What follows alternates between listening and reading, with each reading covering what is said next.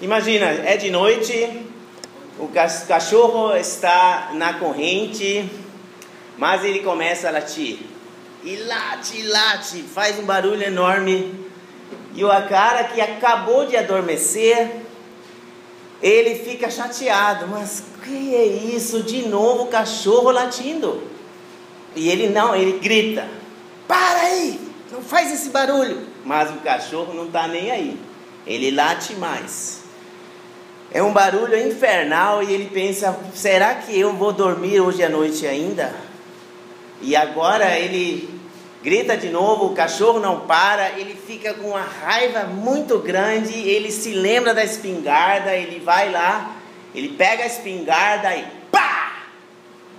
O cachorro está morto. Ele fala para si mesmo: por que eu não fiz isso mais cedo? Que silêncio maravilhoso. E ele deitou e dormiu. Mas naquela cama ele nunca mais se levantou, porque o ladrão estava esperando. E o cachorro estava latindo porque o ladrão estava chegando. E quando o ladrão ouviu o tiro, ele pensou: a espingarda será minha também. Vou matá-lo com ela. E assim acabou essa história. Não sei se é verdade ou não me interessa, porque aplicada ela acontece em milhares de vidas. A nossa consciência é um cachorro fiel, um amigo nosso, mas nós achamos que ele é chato, cala a boca. Mas ai daquele que consegue acabar com essa voz. O ladrão vai vir, vai matar, e a última soneca vai ser fatal. Você que está aqui, já mandou a sua consciência calar a boca? Nós estamos aqui hoje à noite porque queremos voltar a Deus. A nossa consciência é alarme final. A palavra de Deus é muito mais fiel do que a nossa consciência. Até nossas consciências podem falhar, mas não a palavra de Deus.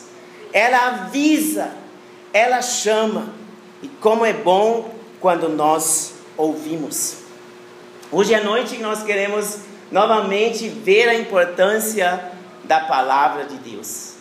E se você puder acordar para a importância da palavra, para ouvi-la e atender o chamado dela, você ganhou muito, muito mais do que uma soneca perigosa.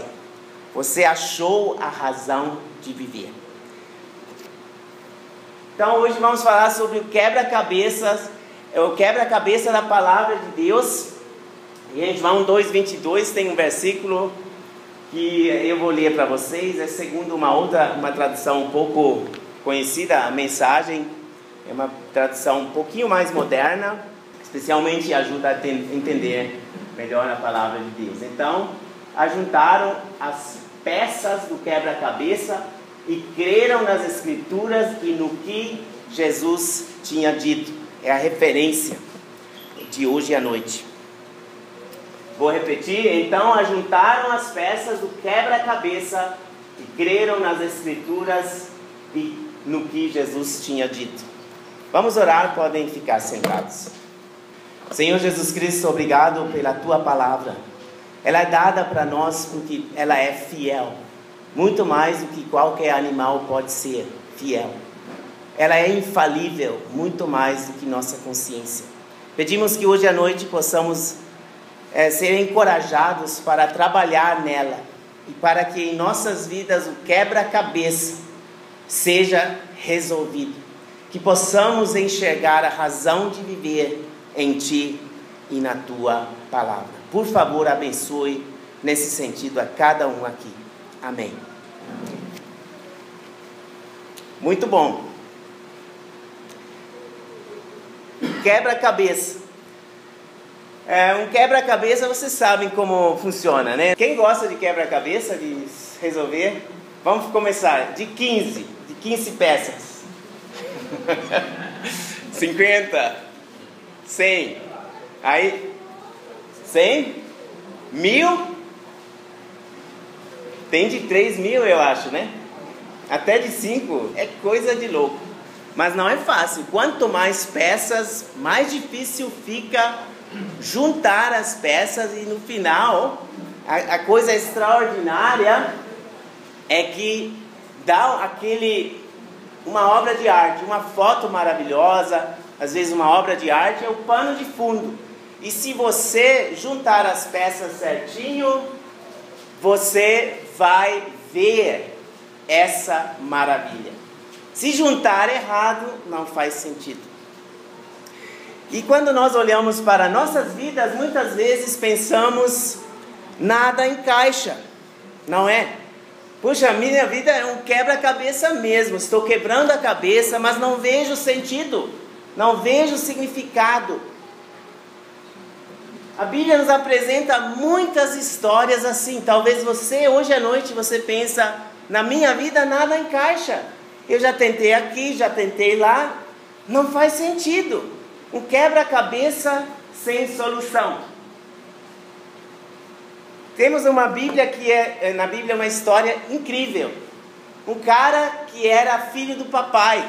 O pai amava ele sobremaneira, mas ele não era filho único. Na época ele era caçula e o pai tratava ele tão bem, dava até uma roupa especial para ele, mas os irmãos dele ficaram chateados e com raiva dele.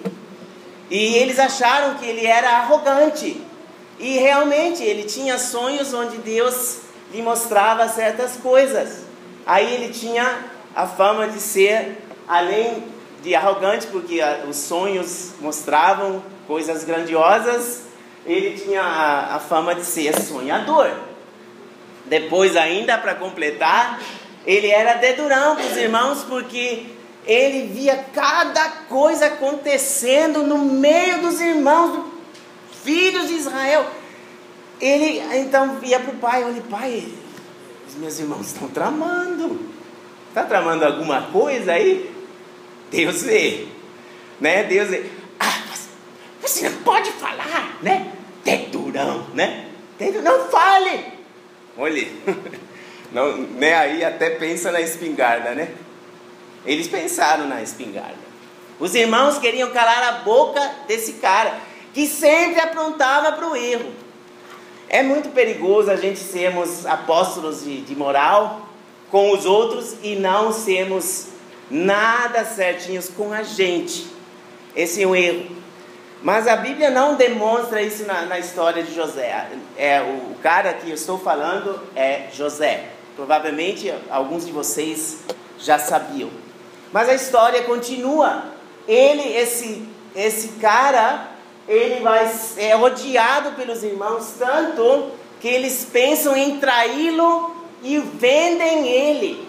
Querem matá-lo, até já querem matá-lo, mas eles vendem ele. E a Bíblia nos mostra que nada dá certo. Na vida desse José, nada encaixava. Estava super difícil. Ele tinha culpa por acaso que o pai gostava tanto dele? Não tinha. Ele tinha culpa que Deus revelava para ele aqueles sonhos? Não, né? Sim, ele falou demais, né? Falou os sonhos para os irmãos. Poderia ter deixado, teria sido até melhor. Mas Deus quis, porque eles precisavam saber. Mas se fosse eu para dar dica, eu falaria, olha, se quiser que eles te odeiem mais, então conta os sonhos, senão fica caladinho. Mas José contou para eles, e então ele foi odiado, traído, vendido. Ele ficou escravo muitos anos, e ainda pior, depois que parece que tem novamente uma luz no final do túnel, lá longe, ele é denunciado de novo, não tem nada a ver com a verdade. A mulher de um cara aí fala que ele queria violentá-la, ele vai para a prisão como um estuprador. Aguente isso. E assim pode acontecer que também venham em cima de nós, caem em cima de mim suspeitas maliciosas podem acontecer na vida de qualquer um de nós no trabalho. De repente uma pessoa fala, você roubou, e aí você fica com aquela culpa que outros colocaram em cima de você, e você fala, uai, Deus, né? Nada encaixa na minha vida. Será que Deus não vê?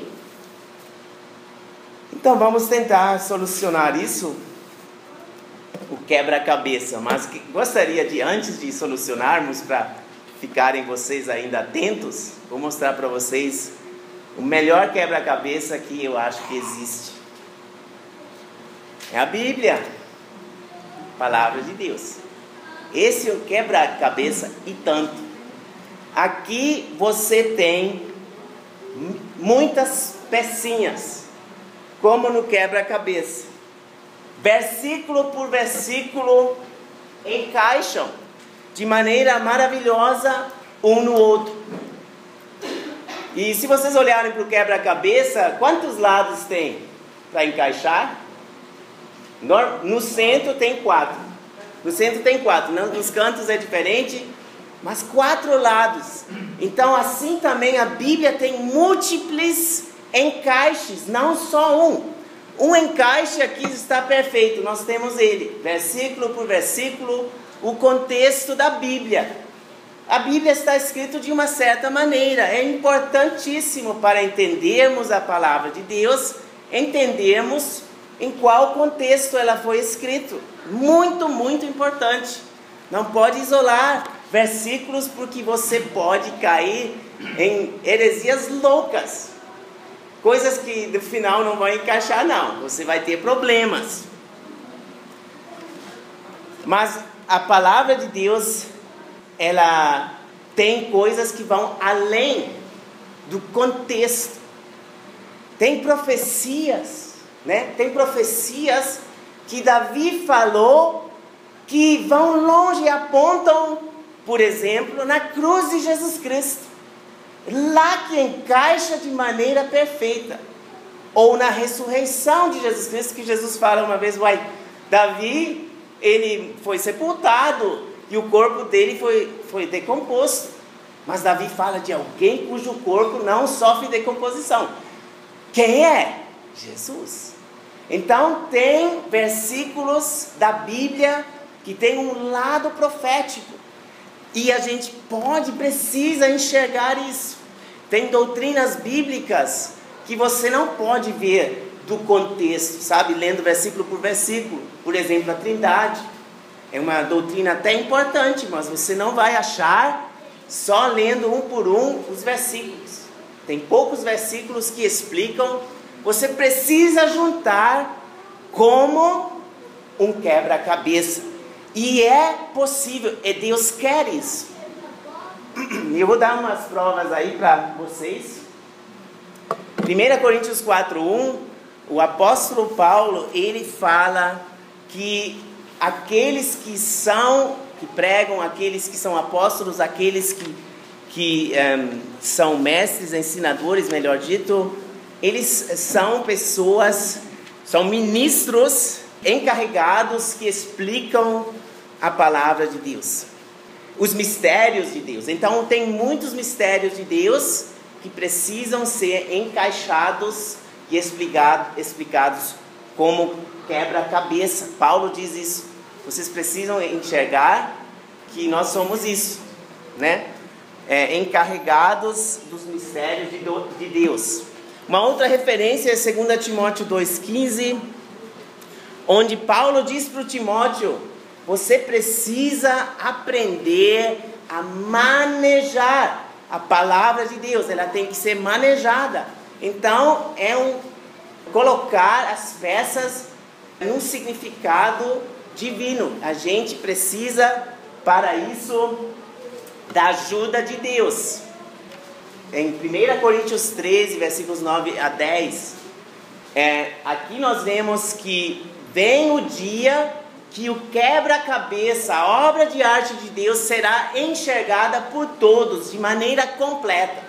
Quando Jesus voltar, nossos olhos vão abrir-se, nós vamos entender todos os detalhes, milhares e milhares de detalhes, por que Deus fez o quê e o que significava isso na Bíblia. E nós vamos ver como a Bíblia realmente penetra na vida de todos de maneira incrível, dinâmica, viva.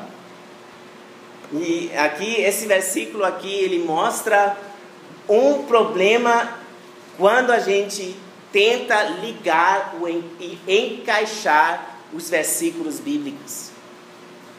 Gente, a Bíblia diz aqui em 1 Coríntios 8, a partir do versículo 1, que o conhecimento provoca orgulho. As pessoas rapidinho se orgulham porque acham que sabem alguma coisa, também a respeito da Bíblia. O conhecimento traz orgulho, mas aí Paulo diz, o amor edifica. Quem pensa conhecer alguma coisa, ainda não conhece como deveria conhecer. Então aqui a Bíblia fala do amor de Deus como aquilo que é o essencial para que possamos juntar as peças do quebra-cabeça de maneira bíblica, da obra de arte divina, de maneira certa. O amor de Deus nos deu Jesus Cristo. Jesus Cristo fez a obra e mandou o Espírito Santo. E o Espírito Santo é aquele que nos explica a palavra de Deus. Por exemplo, João 16, versículo 13. João, capítulo 16, versículo 13. Será que alguém poderia ler? Alguém com voz bem alta. Mas quando o Espírito da verdade vier, ele os guiará a toda a verdade. Não falará de si mesmo, falará apenas o que ouvir. Lhes anunciará o que está por vir. Olha só, o Espírito Santo, Deus enviou em Pentecostes para que a igreja pudesse encaixar as verdades bíblicas.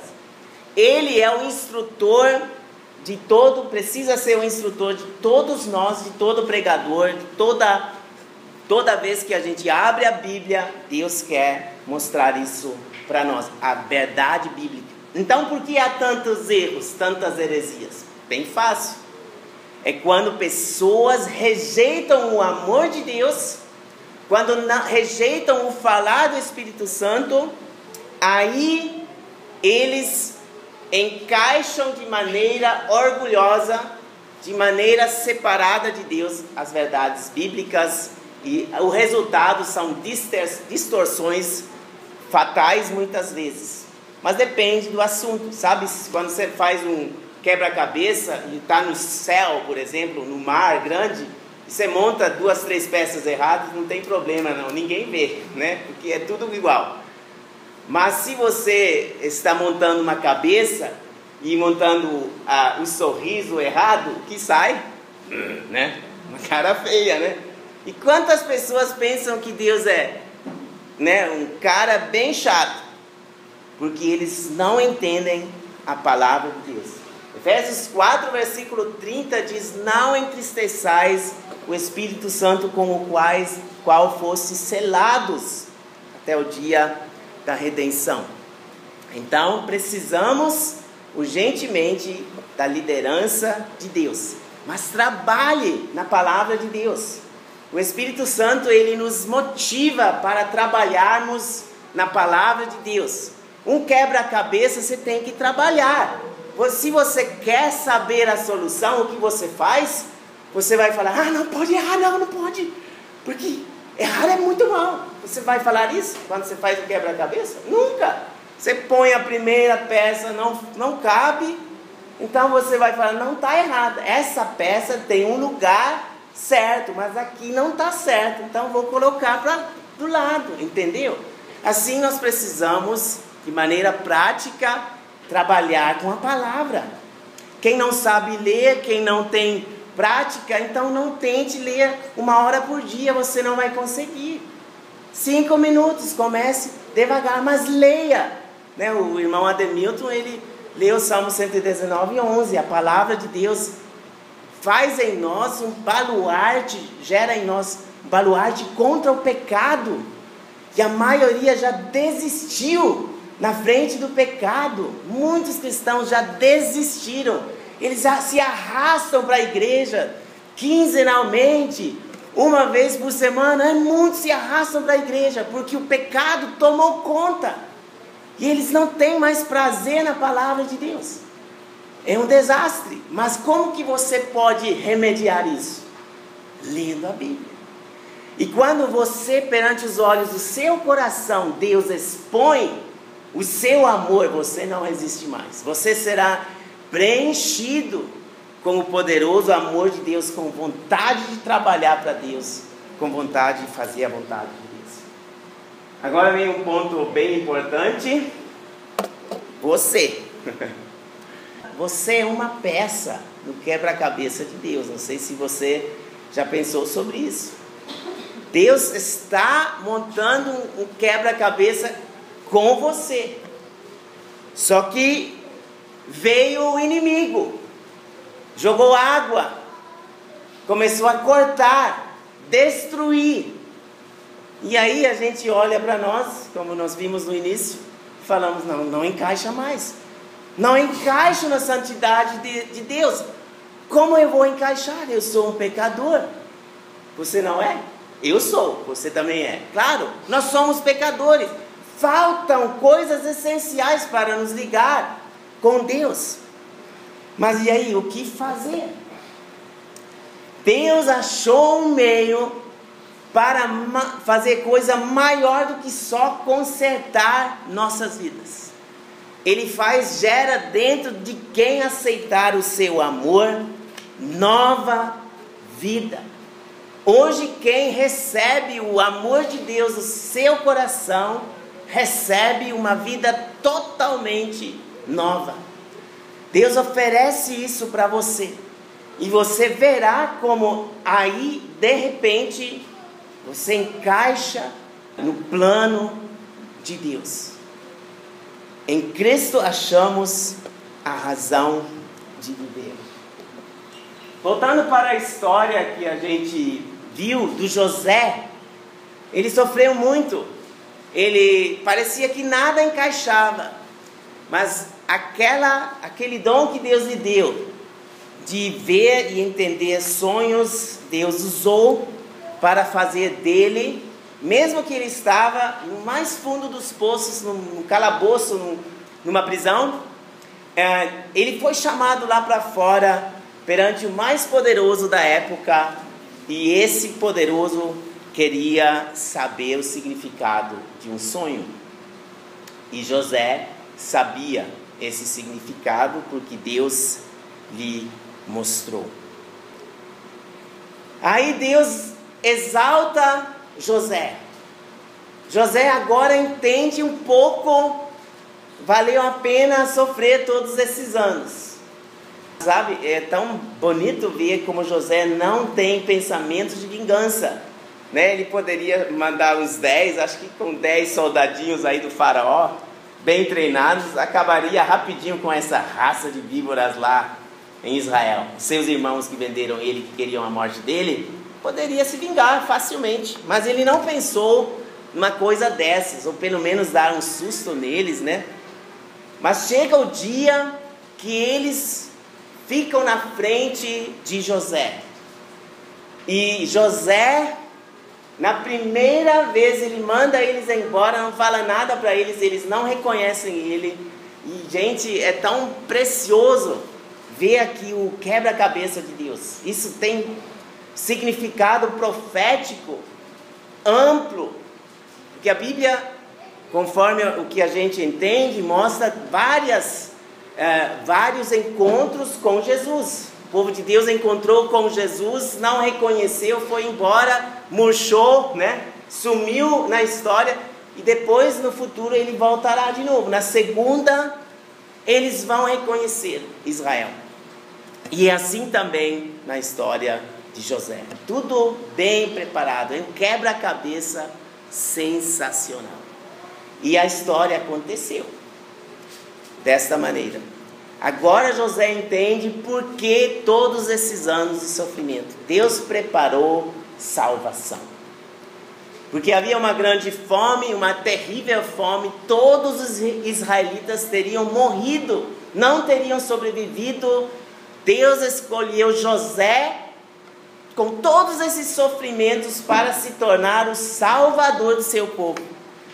E em Gênesis 45, o versículo 5, ele explica isso depois que ele fala para eles quem ele é. Eles ficam de queijo caído e assustados, né, que o José está vivo. Eles acharam que já estava morto.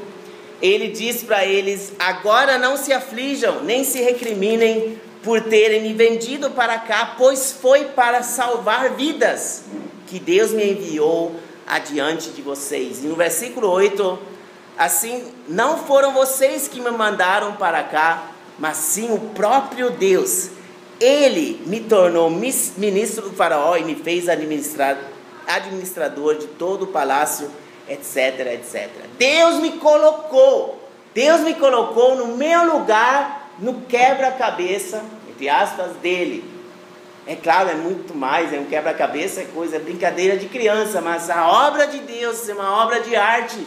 Se você deixar se encaixar onde Deus quer que você esteja, aqui você será uma bênção ampla, com muitos lados, que Deus vai usar você.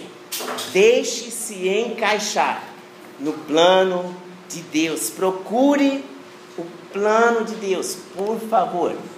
E se você hoje à noite decidir deixar-se encaixar no plano de Deus, será o alvo atingido.